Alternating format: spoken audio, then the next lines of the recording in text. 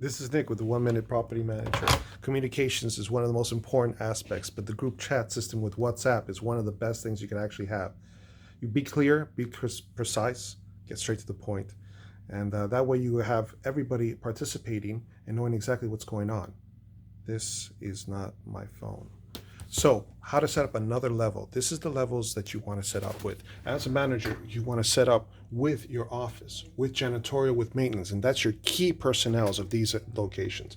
In addition, you want to make a second one that attaches the board to some of your key personnels, which would be maintenance and office and janitorial, so that all of you can communicate. Why two separate ones?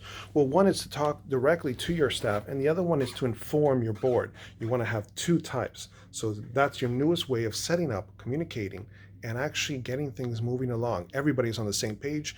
Anything that can happen, hey, I need help. And hey, look at this. You can take pictures, you can do video.